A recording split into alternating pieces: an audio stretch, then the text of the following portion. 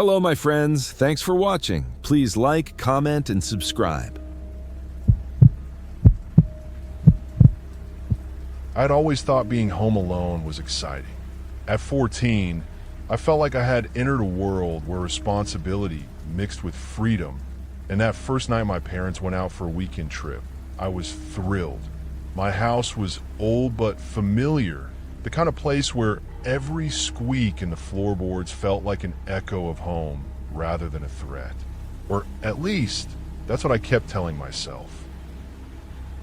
The evening started like any other. I made a sandwich, turned on the television, and settled into the couch with a blanket. The sky outside had faded to a dark, velvet blue, the kind that made shadows in your room feel sharper. I was just finishing a rerun of some sitcom when I heard it. A soft knock, almost imperceptible at the front door. I froze. The first thought that came to my mind was that it could be a neighbor, but it was almost 10 o'clock at night.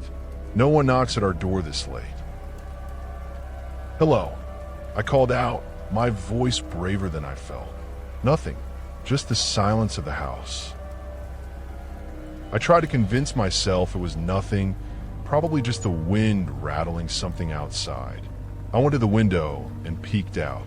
The street was empty, bathed in the dull glow of the streetlights. No one in sight. I exhaled and returned to the couch, feeling a little foolish. The night carried on uneventfully, or so I thought. Around midnight, the house groaned. I know every sound in my house, or I thought I did, but this was different. A slow, deliberate creak coming from the hallway leading to the bedrooms. I sat up straight, heart hammering. I live alone in the house when my parents aren't around. My first instinct was to grab a baseball bat I keep near the door. I held it tightly, listening. Nothing. The sound had stopped. I shook my head. Maybe it was the old wood settling again. Then I heard it. A whisper. It wasn't loud, but it was there unmistakably soft, just at the threshold of my hearing. I couldn't make out what it said, but it sounded urgent, like it wanted my attention. I scanned the living room, flashlight in hand, checking every shadow, every corner. Nothing. The whispering stopped, but a new sound began. Slow, dragging footsteps coming from the hallway outside my room. My blood ran cold. Whoever, or whatever, it wasn't supposed to be there. I backed away into the corner of my room, bat ready, praying it wouldn't come in. The footsteps paused outside my door. My breathing grew louder, a panicked rhythm I could barely control. And then I heard it, a whisper right at my ear, though the door was still closed. You shouldn't be alone. I bolted up. My mind raced. Maybe it was a dream. Maybe I had dozed off on the couch and imagined everything. But I could feel it, the unmistakable sense of someone watching me. I ran to the kitchen and grabbed my phone. I dialed 911, my fingers trembling, but the line was dead. No signal. My chest tightened. This house, my sanctuary, was suddenly alien. Then, from the living room, I heard a laugh. Not a playful laugh, not a child's laugh, but one that was low, slow, and suffocating. It made my skin crawl, the kind of sound that rattles your chest and freezes your blood. I wanted to hide, but there was nowhere safe. I ran to the back door, trying it, but it was locked. And not just locked, it felt as if someone had jammed it. My mind was spinning. I thought about hiding in the pantry, maybe even the attic. Anything. But before I could decide, the temperature in the house dropped. I could see my breath. The lights flickered, then went out completely. I was in darkness. My only company, the whispering that had resumed, moving closer, circling me like a predator. It said my name. I don't know how it knew my name. I'd never told anyone about being home alone this weekend. My heart hammered as I stumbled backward, tripping over the carpet. I could hear the dragging footsteps again, closer this time. And then I saw it. Not clearly, just a shadow, darker than the darkness around it, moving across the wall. It wasn't human. I can't explain it, but the shape twisted almost impossibly, with limbs bending wrong, moving with a predatory grace. I screamed, louder than I ever had in my life, and bolted for the stairs. I ran up two at a time, heart racing, knowing that if it caught me, I would never see daylight again. The attic door was just ahead. I yanked it open and climbed inside, slamming it shut behind me. The attic was dark, cramped, and filled with old boxes and forgotten furniture. I crouched behind a stack of crates, shaking. The whispering didn't stop. In fact, it seemed closer, like it was just on the other side of the thin wooden floor beneath me. Then silence. I waited, breathing shallowly, praying I had escaped. Minutes passed like hours. Then I heard it, scratching, from beneath me. Something or someone was trying to get up into the attic. I couldn't move. My body wouldn't obey. I just watched, frozen with terror, as the scratching grew louder, more insistent. And then it stopped. I didn't dare move for what felt like forever. When I finally summoned the courage, I peeked over the crates. Nothing. The floorboards were empty, no sign of entry. No shadow, no presence. Just the eerie quiet of my house and the sense that I was being watched. I spent the rest of the night in the attic, too afraid to descend. When morning finally came, sunlight streamed through the small attic window, and I convinced myself it had all been a nightmare. Maybe sleep deprivation. Maybe fear had made me imagine things. But then I saw it, a single handprint on the outside of the attic door. Small, impossibly pale, like nothing human. I called my parents immediately, but they thought I was imagining things. The police came, checked the house, found nothing. Nothing at all. No signs of forced entry, no footprints, no fingerprints. Just my story and the lingering terror in my mind. That weekend changed everything. I haven't been home alone since. I don't know what it was, and I don't think I want to.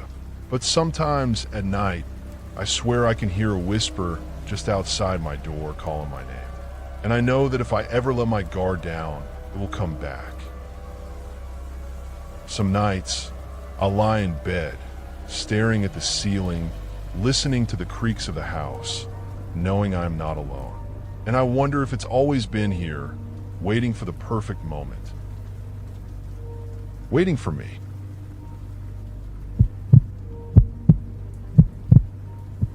I never thought I'd regret being home alone. My parents were out of town for the weekend, leaving me with the house to myself, which I had been looking forward to for weeks. At 15, it felt like freedom, the kind where you could eat ice cream for dinner, watch TV until your eyes burned, and scream at the empty house without anyone telling you to shut up. That Friday night started normally. I made myself a sandwich, grabbed a soda, and settled on the couch. Outside, the street was quiet, the way it always is at night in our suburban neighborhood. I even felt proud of myself, like I was finally old enough to handle this kind of responsibility. But it didn't take long for things to feel off. I was watching an old horror movie when I first noticed the smell. It was faint at first, like something burning lightly, but there was no smoke, no fire anywhere in the house. I got up and checked the kitchen, the laundry room, the basement. Nothing. Every appliance was off, every light bulb unbroken. I chalked it up to imagination, my mind linking the smell to the movie I was watching. Then I heard it, a knock, soft and deliberate, coming from the back door. I froze. The door was locked, and no one was supposed to be there. I peeked through the window, but the backyard was empty, shrouded in shadows. Must be the wind, I whispered to myself, though my voice trembled more than I wanted it to. I went back to the couch, trying to ignore it, but then came the footsteps. Slow, heavy, deliberate, moving across the hardwood floor in the hall leading to the bedrooms. My heart started racing. I had never felt the house feel so big and empty at the same time. I grabbed the baseball bat from behind the door, gripping it like a lifeline.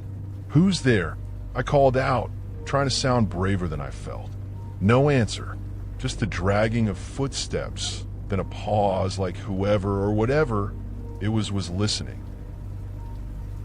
I backed toward the kitchen, thinking I could barricade myself there, maybe call the police. But when I reached for my phone, I realized it was dead. No signal. The house, the street, even my own bedroom felt like it had disappeared. It was just me, the darkness, and the presence that had arrived without warning. Then the lights went out. Total darkness. I stayed frozen, listening, trying to control my breathing. And then I heard it, a whisper, just barely audible, moving from room to room, closer and closer. "You shouldn't be alone," it said. I bolted for the basement, thinking maybe I could hide among the boxes and old furniture. But as I descended the stairs, I saw the shadow first. A shape darker than the dark, twisting and impossible, stretching across the walls like it belonged to no natural form. It moved toward me. I stumbled backward, falling down the last few stairs. Pain shot through my arm, but I barely noticed. I scrambled to my feet and ran to the door leading outside. It was locked. Impossible. I had left it unlocked earlier. I ran to the front door, praying it would open. It didn't. Then I realized I couldn't hear the wind, couldn't hear the street, couldn't hear anything but the whispering. The house had changed. It wasn't the house I knew anymore. I slammed against the door, screaming, and that's when I saw them. Faces. Hundreds of faces pressed against the glass of every window, pale and expressionless. Mouths open, eyes dark and empty. I staggered back in horror. And then it stopped. Silence. I collapsed to the floor, shaking, every instinct telling me to run, but I couldn't. And that's when I noticed the mirror in the hallway. I didn't recognize the reflection staring back at me. My skin was pale, almost translucent. My eyes were dark. My mouth was slightly open, mimicking the expressions of the faces outside. Panic overtook me. I ran toward the stairs to get out, but the layout of the house had changed. Hallways stretched longer than they should. Doors appeared where there hadn't been any. I felt like I was trapped in a labyrinth, a house that had grown around me while I wasn't looking. I finally found a room that looked like my bedroom, but it wasn't mine anymore. The walls were black, the floor slick like wet stone, and in the middle, a figure stood. It was me, not a twin, not a shadow, but a perfect replica, smiling, waiting. "You've been alone for so long," it said, voice exactly like mine but slower, colder. "You're finally ready." I screamed, lunging at it, but my hands passed through it like I was trying to grab smoke. The figure reached out and touched my chest. A freezing sensation ripped through me, and everything went black.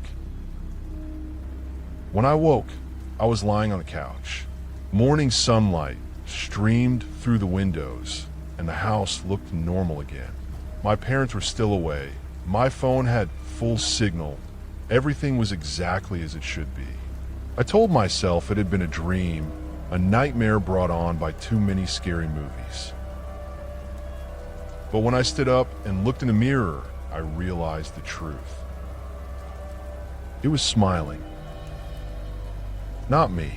Not the real me, but someone or something that had learned to live in my body. And outside, through the window, I could see hundreds of pale faces staring at the house, waiting. I ran to the door, but I wasn't the one opening it anymore. I was already inside. And the house wasn't mine. Not anymore.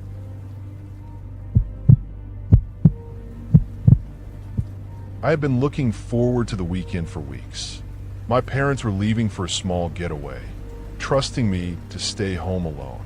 I was 15, practically grown up in my own eyes, and the idea of the house entirely to myself felt like freedom. No rules, no curfew, no nagging reminders. Just me, the quiet, and my thoughts. Pause 1.5s. Friday night began like any normal weekend. I made a sandwich, grabbed a soda from the fridge, and settled on the couch with a TV show running in the background. Outside, the street was empty, bathed in the soft glow of the streetlights. The house creaked as it always did, settling noises I'd long been accustomed to. But as I munched on my sandwich, I noticed the shadows seemed sharper, more restless, flickering strangely against the walls. I tried to shake it off. Maybe it was the angle of the light or my imagination. I wasn't scared. At least, I didn't think I was. Then I heard the first knock. Soft, almost polite, from the back door. My heart jumped. No one was supposed to be there. I peeked through the window, but the backyard was empty. The swing set swayed gently in the wind, but no one else was out there. I told myself it was probably the neighbor's cat or a branch brushing against the door. I sat back down, trying to ignore it. Then I heard the footsteps. Slow, heavy, moving deliberately across the hardwood floor in the hall that led to the bedrooms. My hand gripped the arm of the couch, my knuckles turning white. "Who's there?" I called, my voice shaking more than I wanted. Silence. Only the echo of my words. I grabbed the baseball bat from behind the door, the only protection I had. The footsteps stopped. For a moment, there was nothing. Then a whisper, faint and cold, floated through the hall. "You shouldn't be alone." I froze. My pulse hammered in my ears. There was no wind, no open window. The house was completely still, and yet the whispering continued, almost moving, almost alive, circling me like a predator.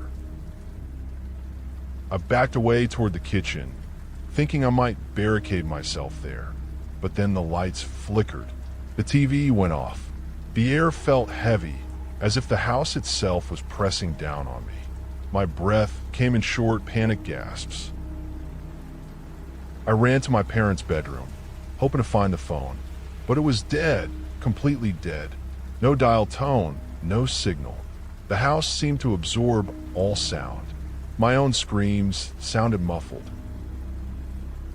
Then I saw it, a shadow moving across the hallway walls. Not like a person, not like an animal, but a dark shape that stretched and bent impossibly as it moved. My stomach dropped. I tried to run, but the floor seemed sticky, reluctant, slowing my steps. The shadow followed, inching closer, always just beyond my reach. I stumbled into the living room and froze. Every window was fogged from the inside, though the air outside was dry. Faces appeared in the condensation, pale and expressionless, pressing against the glass. Hundreds of them, and they weren't looking at me. They were looking into me, deep into my chest, into my soul. I spun around, desperate to escape, and tripped over the rug. I landed hard, scraping my knee. As I looked up, the shadow was gone, but the whispering remained, now all around me, echoing from the ceiling, the walls, the floor. I ran toward the stairs. Maybe if I could get to the attic, I could hide. The steps creaked under my weight. each one groaning like it was alive. I reached the attic door and yanked it open. The space was empty, too empty. Boxes of old junk sat in neat stacks, covered in dust, like nothing had moved in decades. I backed in and closed the door behind me, holding my breath. Silence. For a moment, I thought I might be safe. Then I saw it, a small, cracked mirror leaning against the far wall. I didn't recognize the reflection. My skin was pale, almost translucent, my eyes darker than they had ever been, and my mouth twisted into a smile I had never made. I stumbled backward, tripping over a box. When I looked again, the reflection was gone, but the whispering didn't stop. It grew louder, urgent, circling me from every corner of the attic. I realized the house had changed. The layout was wrong.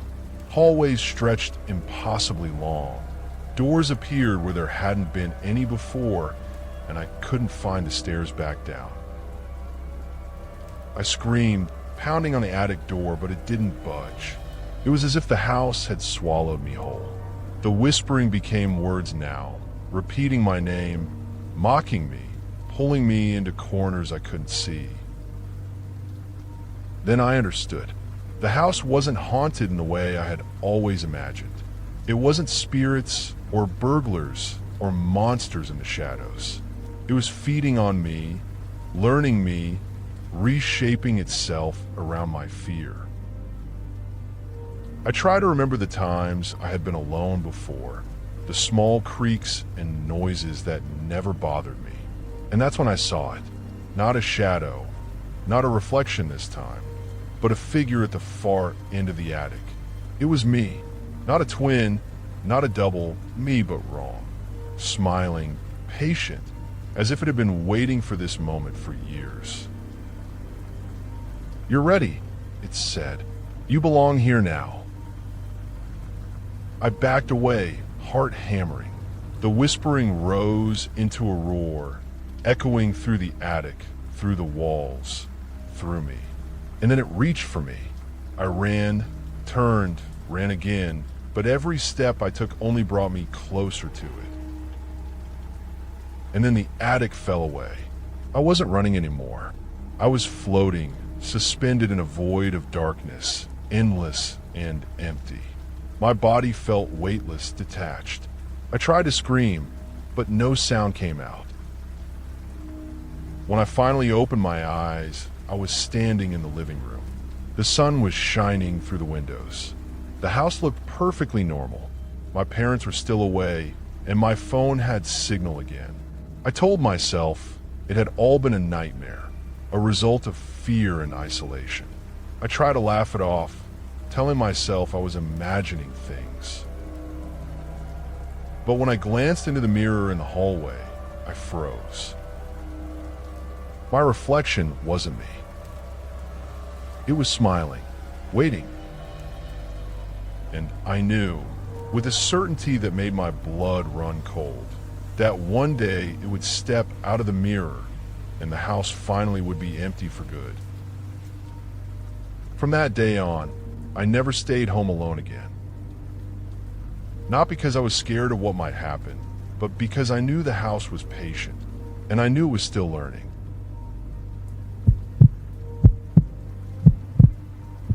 I had been looking forward to being home alone all week. My parents were going out of town for the weekend, and at 16, the idea of a house entirely to myself felt like freedom. No rules, no nagging, no one telling me to go to bed. Just me, the quiet, and the kind of small independence I'd never had before. Friday night started normally. I made myself a sandwich, grabbed a soda, and plopped onto the couch with my laptop. The street outside was quiet, lined with the familiar glow of streetlights. I had lived here all my life, and yet something about the silence that night felt off. I told myself I was imagining it. I was just excited to be alone. I had been scrolling through videos when I heard it, a soft tap at the front door. I froze. The first thought was a neighbor. but it was nearly midnight. No one knocked at this hour. "Hello," I called, trying to keep my voice steady. Nothing, just the house settling, I hoped. I peered out the window. The street was empty. No cars, no people, just the dark houses across the way. I shrugged and returned to my laptop, convincing myself it was nothing. Then came the footsteps, soft at first, almost like someone was dragging their shoes across the hardwood floor. They started down the hallway leading to the bedrooms. I sat up straight, heart hammering. My first instinct was to grab the baseball bat I kept near the door. My fingers shook as I gripped it, trying to convince myself I was prepared. The footsteps stopped. Silence. Then a whisper, so soft I barely caught it. "You shouldn't be alone." I spun toward the hallway. Nothing. The air was still, yet the voice lingered, a presence I couldn't see. My stomach dropped. I wanted to run, but my legs refused to move. I backed into the living room, scanning every shadow, every corner. I was hyper-aware of every creak, every flicker of light. And then the lights went out. Total darkness. Panic surged. I fumbled for my phone, but it was dead. No signal, no battery, nothing. My heart pounded as I realized the silence outside had disappeared. The house felt wrong, too quiet. Then I saw it. A shadow moving across the wall, darker than darkness itself. It stretched and warped, bending in impossible ways, always just out of reach. I stumbled back, my bat ready, and the shadow followed, silent, patient, deliberate. I ran to the stairs, hoping the attic would be a safe place. I bolted up the steps two at a time, my breath ragged, and slammed the attic door shut behind me. The space was small and cramped, filled with dusty boxes. I crouched behind one, clutching the bat, trying to steady myself. The whispering returned, closer now, circling me. I could feel it pressing in, almost tangible, like cold fingers brushing my neck. And then I saw it, not in the shadows, not in the corner of the room, but in the reflection of a small mirror leaning against the wall. My own face stared back at me, but it wasn't me. My eyes were darker, almost black, my lips curled in a smile I had never made. I stumbled backward, hitting the floor. When I looked again, the mirror was empty. The whispering grew louder, echoing from all directions. I tried to crawl to the attic stairs, but the space had changed. Boxes that hadn't been there before now blocked my path. The walls seemed to stretch, elongating unnaturally. I was trapped. Then it spoke again in my own voice, slower, colder. "You belong here now." I screamed and tried to run, but every step I took brought me closer to the voice. The attic grew larger, infinite. I felt my body growing numb, detached, like I was no longer entirely myself. And then I realized the truth. The house wasn't haunted by a spirit or a burglar. It was alive, feeding on me, reshaping itself around my fear. It had been waiting for someone like me. I tried to fight, tried to resist, but the reflection in the mirror stepped out, solid this time. It was me, but perfect, patient, and smiling. I reached for it, desperate to stop whatever was happening. When our hands touched, a coldness ripped through me, and everything went black. When I woke, I was lying on the couch. Morning sunlight streamed through the windows. The house looked normal. My parents were still away. My phone had signal again. Relief washed over me. Maybe it had been a dream, a hallucination born of fear. But when I glanced in the hallway mirror, I froze. I wasn't looking at my reflection. I was looking at it, the other me smiling back at me. I ran to the front door, and this time it opened, easily. I sprinted down the street, past my neighbors' houses, past the familiar streetlights, and didn't stop until I reached my friend's house. I told them everything. My parents didn't believe me when I called, and the police found nothing when they checked the house. No signs of entry, no strange footprints, no shadows. Just me and a lingering terror in my mind. When I finally returned home that evening, the house felt different. Quieter, patient like it had been waiting. I hesitated at the threshold, staring at the mirror in the hallway. It smiled. And I realized then that the house hadn't let me go. It had claimed me. My reflection remained behind, patient, waiting. And every night since, I can't help but glance at mirrors, wondering which one of us will be home alone next.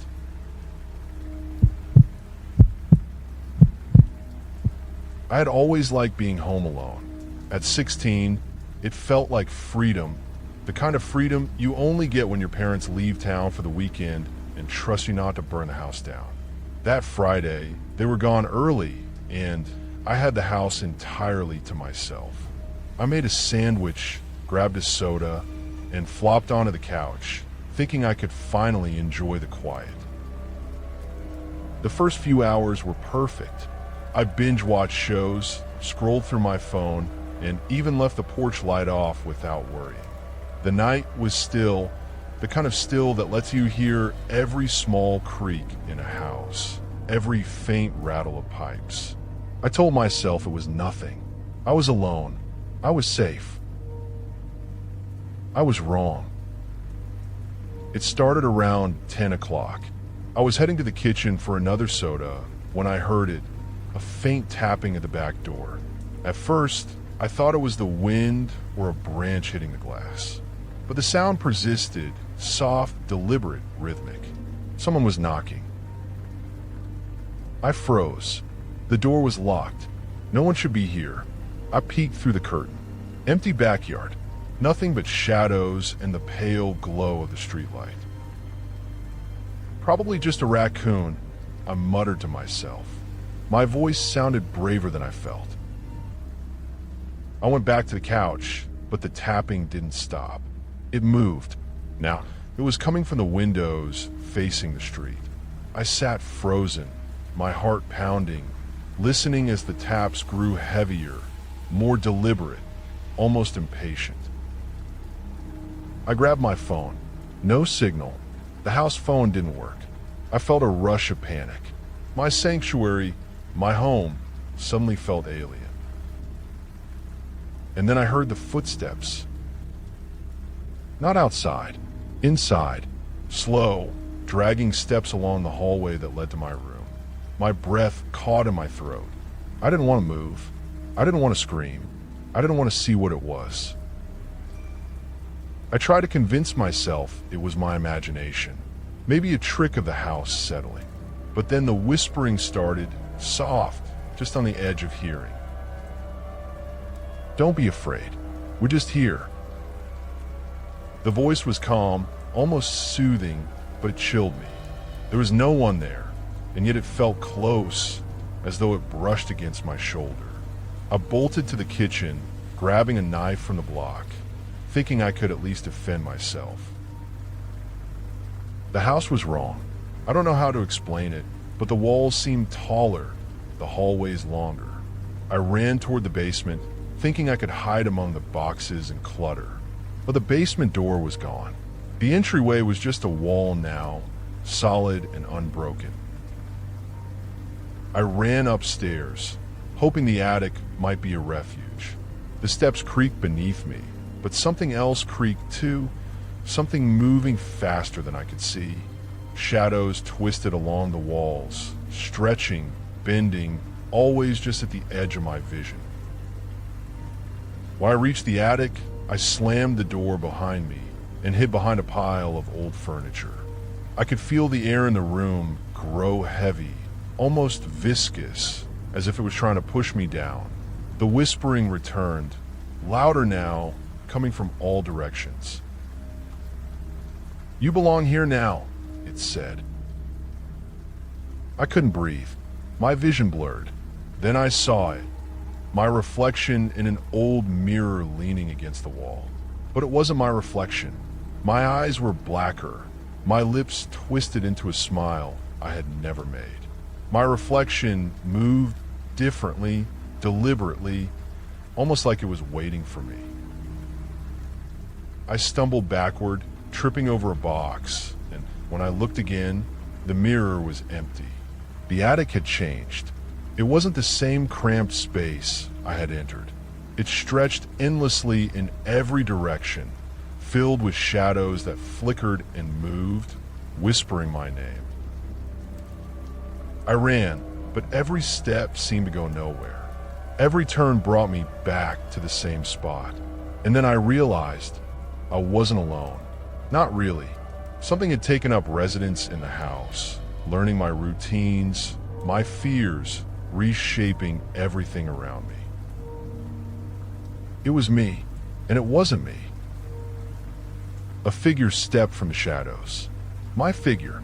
Same height, same hair, same clothes, but it was perfect. Calm, smiling, waiting. "You're ready," it said. "You've been alone long enough. You know the rules." I backed away, but my legs felt like they were glued to the floor. Every instinct screamed to run, to fight, to escape, but I was powerless. The figure reached out. Cold, impossibly cold, it touched my shoulder. I woke up on the couch. Sunlight streamed through the windows. The house looked normal again. My phone had signal. My parents were still away. Relief washed over me. Maybe it had all been a nightmare. But when I looked in the hallway mirror, I saw it. Not me, the other me, standing behind me, smiling, calm, waiting. And then I realized the truth. I had never left the house. I was still home alone. Only now, I wasn't the one in control.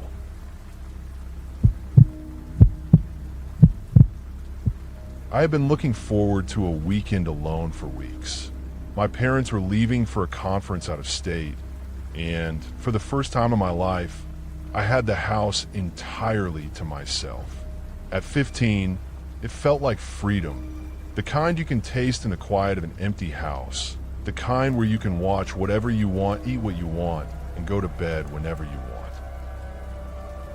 The first few hours were perfect. I ordered a pizza, settled on the couch with a blanket, and binge-watched shows until my eyes hurt. The street outside was silent, the kind of quiet that usually made me feel safe. But that night it didn't. There was something in the stillness, something in the way the shadows stretched across the walls that made my skin crawl. I tried to ignore it.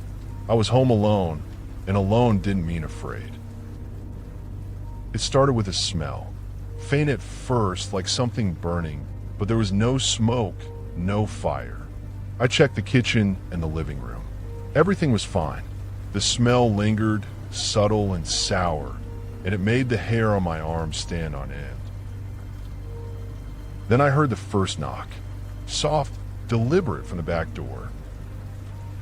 My stomach dropped. I peeked through the window. Empty backyard. No wind, no movement. Just the pale glow of the streetlight. I tried to laugh it off. Maybe it was a branch, maybe an animal. But when the knock came again, I froze.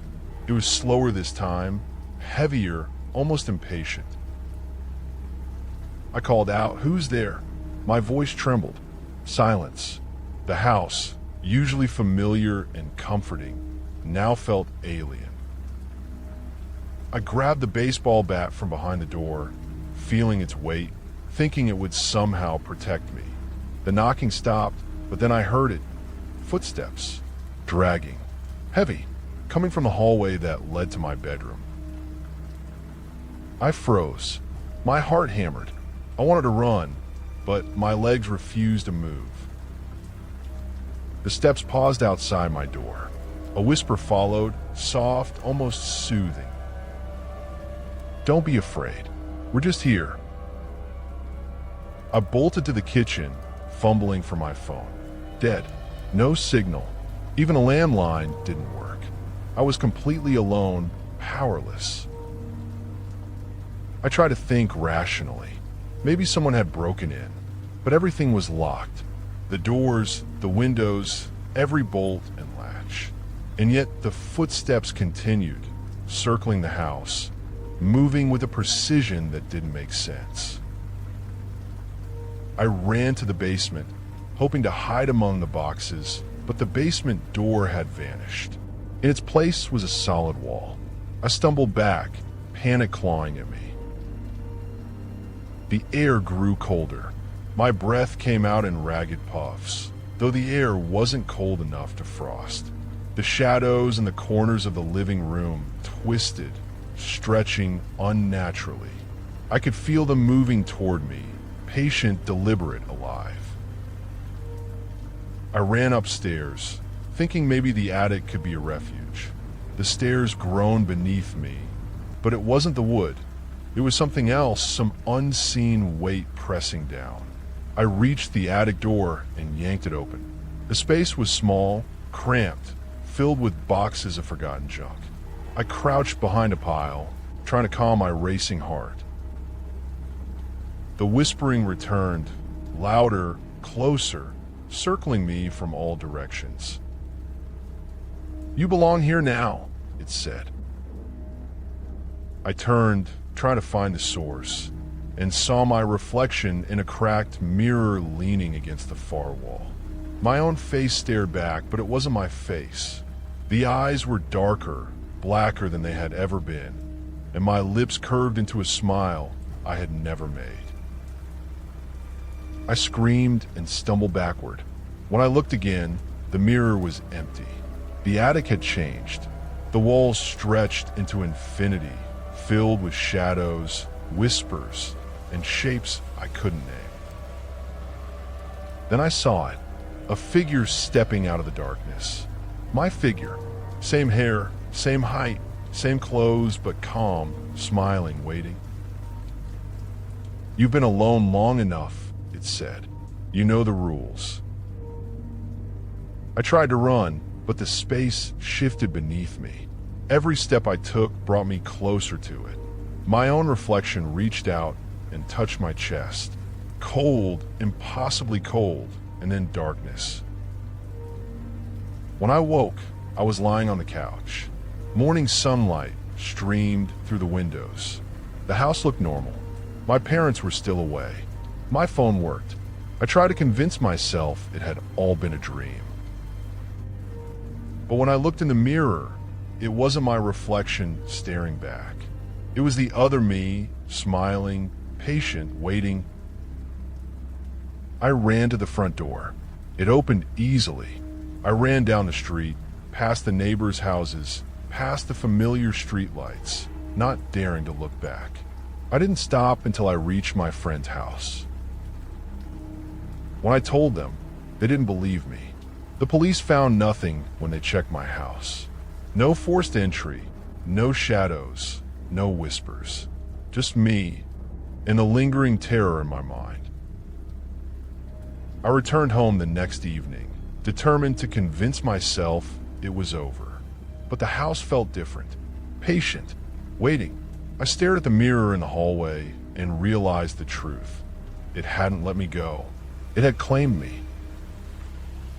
And every night since, I can't help but glance at mirrors, wondering which one of us will be home alone next.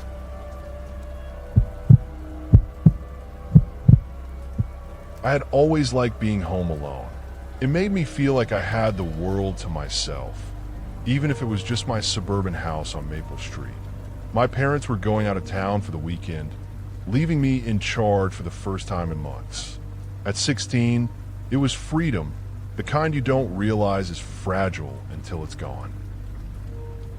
The first night started well. I ordered pizza, dug into the couch with a blanket, and scrolled through my phone. Outside, the street was quiet, the kind of quiet that makes every creak and groan of a house seem louder. I ignored the small hairs standing up on the back of my neck, telling myself I was just imagining things. Around 10, I noticed the first odd thing. A soft knocking at the back door. Slow, deliberate, measured. I froze. At first, I thought maybe it was a branch hitting the glass or a raccoon climbing the porch. But it wasn't. It felt patient. I whispered hello. Nothing. I peeked through the curtain. Empty yard. No wind, no movement. Just the dark of the night. I forced a laugh and told myself it was nothing. Then I heard it. Footsteps. Inside the house. Slow. Dragging. Coming from the hallway outside my bedroom. My heart started racing. I grabbed a baseball bat from behind the door. My hands were shaking. The steps stopped just outside the room. Then a whisper floated through the air, soft and calm, but impossibly chilling. You shouldn't be alone. I backed up, pressing myself against the wall. My eyes scanned every corner, every shadow. There was nothing, and yet I could feel something moving just beyond my vision, waiting. I ran to the kitchen, thinking maybe I could hide there. My phone did. No signal, no dial tone. The house felt wrong, like it wasn't the house I knew. The walls seemed taller, the corners darker. Every familiar object looked out of place. I tried to call out again, but no sound left my mouth. The whispers grew louder, circling me, echoing off walls that shouldn't have been there. I ran to the basement door, hoping to hide, but it wasn't there. Just a solid wall. Panic set in. I ran upstairs to the attic. Maybe if I could just get somewhere high, somewhere small, I could escape. The stairs groaned under my weight, but the sound wasn't the usual creak of wood. It was a drag, a sigh, almost alive. The attic door opened into a space that looked normal at first, cramped, filled with boxes, but something was off. The air felt thick, heavy like it was pressing down on me. I crouched behind a stack of old furniture. Silence. For a few minutes, I thought I was safe. Then I saw it, my reflection in a cracked mirror. But it wasn't my reflection. The eyes were black, deep and endless. The mouth curved into a smile I had never made. My skin pale. Wrong. I stumbled backward, tripping over a box. When I looked again, the mirror was empty. The attic stretched farther than it should have. Shadows moved in impossible angles, whispering my name. I realized then that the house wasn't just haunted. It had learned me. It knew my routines, my fears, my every weakness, and it was reshaping itself around me. A figure emerged from the shadows. My figure. Same hair, same clothes, same height, but calm, patient, smiling. "You're ready," it said. "You've been alone long enough." I tried to run, but every step I took brought me closer to it. My hands reached for the figure, but they passed through like smoke. Then it touched me. Cold, impossibly cold. My vision went black. When I opened my eyes, I was back on the couch. Sunlight streamed through the windows. My parents were still away. My phone had signal. The house looked normal. Relief washed over me. Maybe it had been a nightmare. I went to the mirror in the hallway to check myself. It smiled back. Not me. My double. Waiting. I ran outside, past my neighbors' houses, past the familiar streetlights, and didn't stop until I reached my friend's house. I told them everything. They didn't believe me. The police found nothing. No forced entry, no shadows, nothing. Just me. I returned home that evening. The house was quiet. Too quiet. I stared at the mirror in the hallway. It winked. And I realized then that I hadn't escaped. The house hadn't let me go. It had claimed me. My reflection had stepped out, and I had stepped in. Now, every night, I see it moving, pretending to be me living my life. In every mirror I pass, I wonder which one will be home alone next.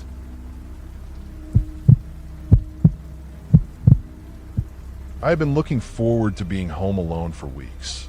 My parents were going out of town for a long weekend, leaving me with the house entirely to myself for the first time since I was 13. At 16, it felt like freedom. No rules, no one checking if I'd done my homework, no one telling me to go to bed. Just me, the quiet, and the subtle thrill of independence. The first night was perfect. I ordered pizza, lounged on the couch with a blanket, and scrolled through my phone. Outside, the street was quiet, the kind of quiet that makes every creak of an old house feel louder than it should. I told myself I was imagining things. Then came a knock. Soft at first, like someone tapping a stick against the door. I froze. My parents had locked the doors before leaving. No one should be here. I peeked through the window. The backyard was empty, shrouded in darkness. No wind, no movement, just the dim glow of the streetlight. I shook my head and went back to the couch. Maybe it was a branch. Maybe I was imagining it. But then the knock came again, louder, more insistent. I whispered hello. Silence. My heart began to pound. I grabbed the baseball bat from behind the door. The sound stopped, replaced by something worse. Footsteps. Slow, dragging, coming from the hallway leading to my bedroom. I pressed myself against the wall. My phone was dead. No signal, no dial tone. I was completely cut off, trapped in a house that had suddenly become alien. The footsteps paused outside my door. A whisper followed, soft and deliberate. You shouldn't be alone. I froze. The voice was calm, almost soothing, but my gut told me it wasn't human. I wanted to run, but I couldn't. My limbs felt heavy, like I was moving underwater. I backed toward the kitchen, thinking I could barricade myself. But the walls looked wrong. Longer, darker. The house had changed. Every familiar corner felt strange, every doorway misaligned. I realized then that this wasn't just a break-in or a prank. Something was reshaping the house around me. I ran upstairs, hoping the attic would be safe. The stairs groaned beneath me, but it wasn't the usual settling noise. It sounded deliberate, alive, like the house itself was moving with me. I reached the attic door and yanked it open. The space was cramped and dusty, filled with boxes of old junk. I crouched behind a pile of furniture, trying to catch my breath. Silence. For a moment, relief washed over me. Maybe it had stopped. Then I saw it, my reflection, in a small, cracked mirror leaning against the wall. But it wasn't me. My eyes were black, my lips curved into a smile I had never made. My skin pale. Wrong. I stumbled backward, hitting the floor. When I looked again, the mirror was empty. The attic had changed.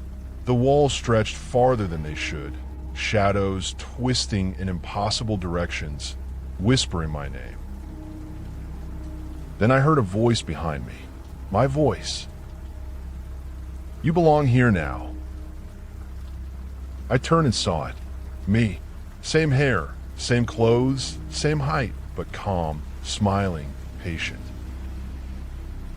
I ran, but every step I took brought me closer to it. My hands passed through it like smoke. Then it touched me. Cold, impossibly cold. My vision went black. When I woke, I was on the couch. Sunlight streamed through the windows. The house looked normal. My parents were still out of town. My phone worked. Relief surged. Maybe it had been a nightmare.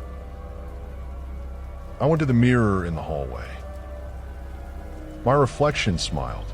Not me, my double, waiting. I ran outside, down the street, past the neighbors' houses, past the familiar streetlights, until I reached a friend's house. I told them everything. They didn't believe me. The police found nothing. No forced entry, no shadows, no whispers, just me and the lingering terror in my mind. I returned home that evening. The house was quiet, too quiet. I stared at the hallway mirror. It winked. And I realized then I hadn't escaped. The house hadn't let me go. It had claimed me. My reflection had stepped out, and I had stepped in. Now, every mirror I pass, I wonder which one will be home alone next.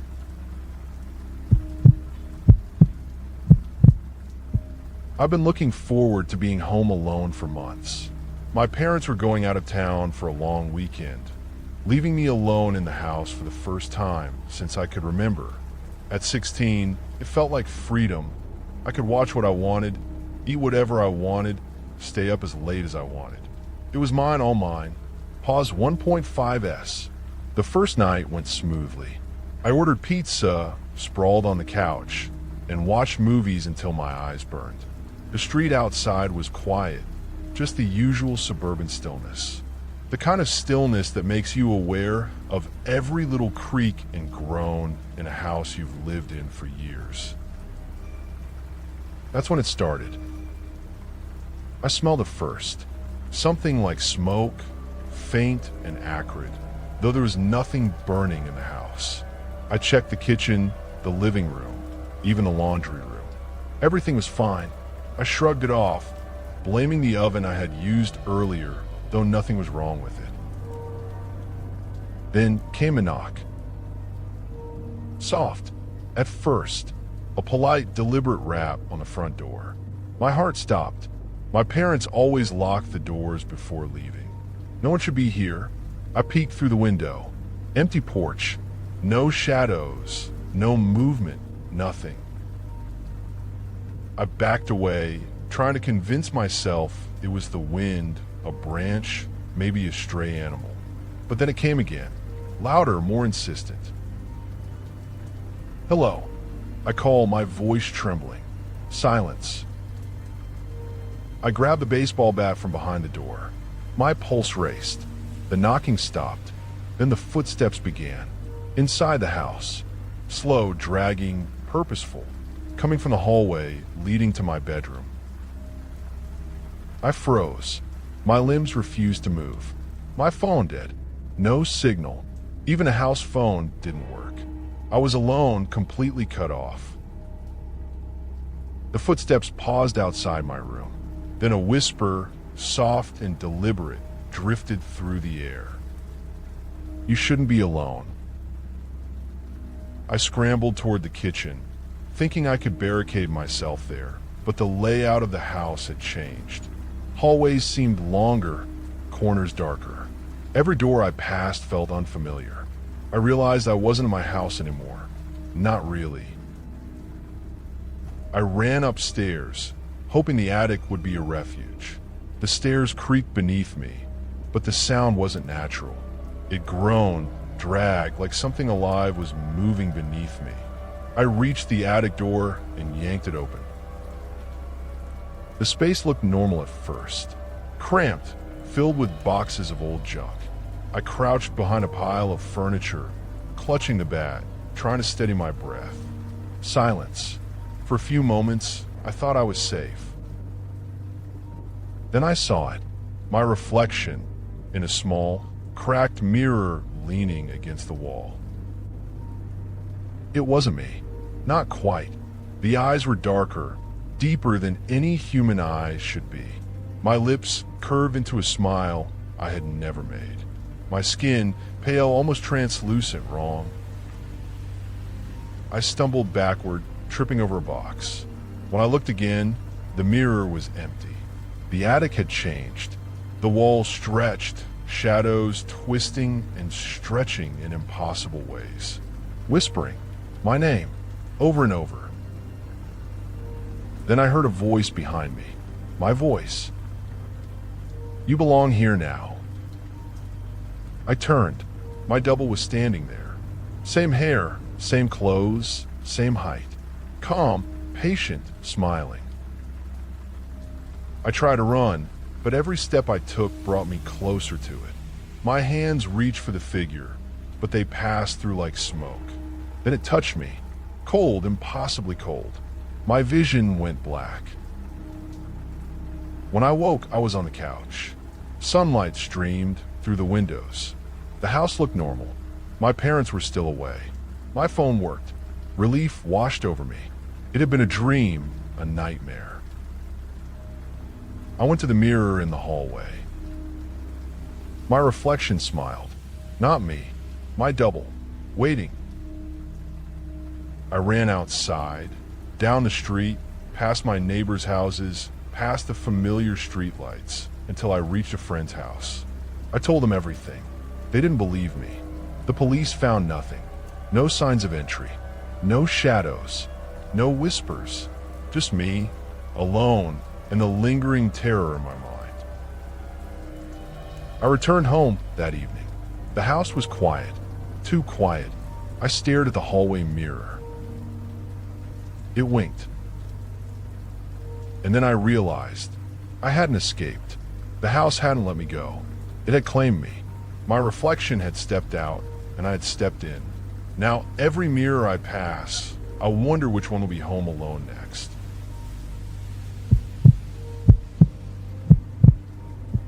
I had never really been alone in my house before. My parents usually hovered around, reminding me to lock doors, turn off lights, or check the windows. But that weekend, they were gone. Gone for 2 whole days to a conference in another state. 16 years old and finally home alone. I thought it would be fun, a quiet break from rules, homework, and the constant background of my parents' lives. The first night was perfect. I ordered pizza, dug into the couch with a blanket, and scrolled through my phone. Outside, the street was quiet, peaceful. Too quiet. I brushed it off, telling myself it was just a neighborhood. The kind of quiet that made me aware of every creak and groan in the house. But I was used to that. Then I smelled it. Something faint, acrid, almost burnt. I sniffed the air. Nothing. The oven hadn't been on for hours. The lights were off in the kitchen. No smoke, no fire. I shrugged. Probably the heater or something left on earlier. Then I heard the first knock. Soft, polite, almost hesitant, from a back door. My stomach sank. The doors were locked. My parents had made sure of it before they left. I peeked through the window. The backyard was empty, still, moonlight glinting off the swing set. Nothing moved. Nothing breathed.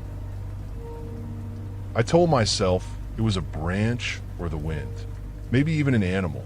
But the knock came again, louder, slower, more deliberate.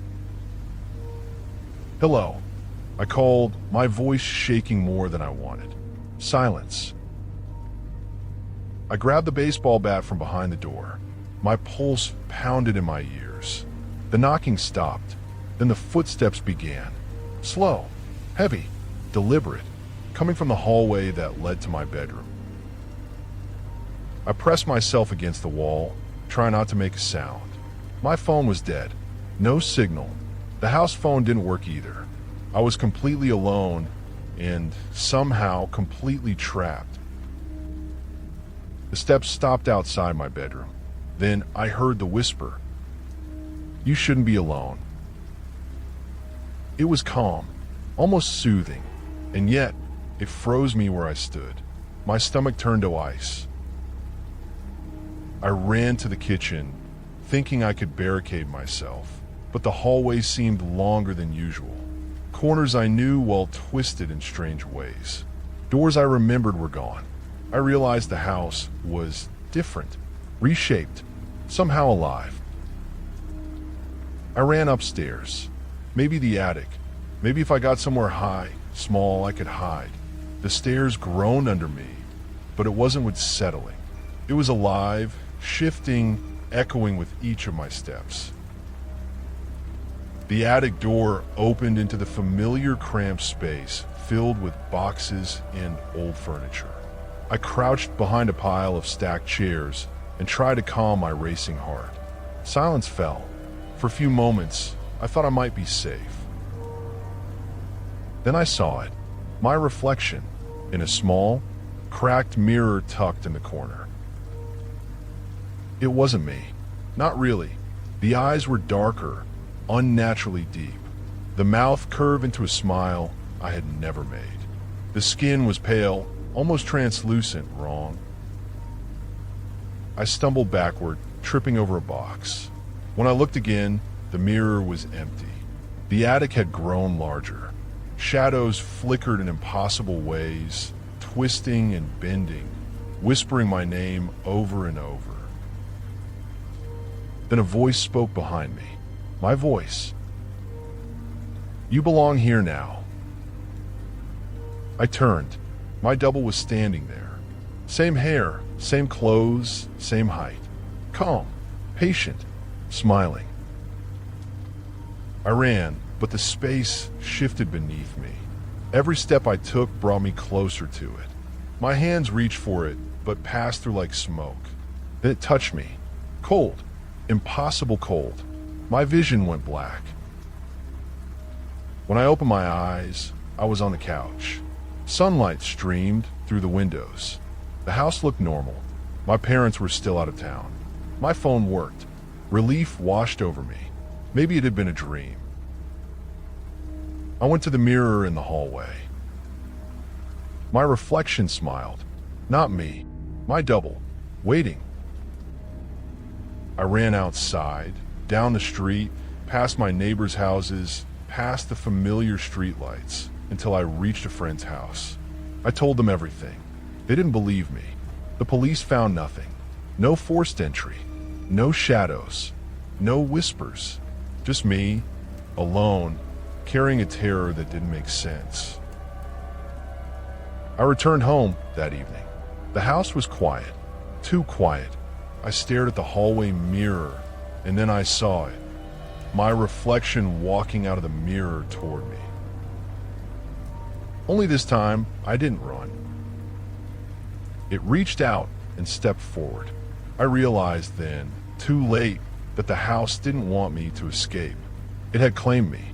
My reflection had taken my place in the real world. And now, I was trapped inside the mirrors, alone, watching everything from the other side, forced to witness the house learning its next victim. Every mirror I pass now shows me the same thing. My own face smiling at the world while I stare back, silent, trapped, waiting. Let me know what you think in the comments, and I'll see you in the next one.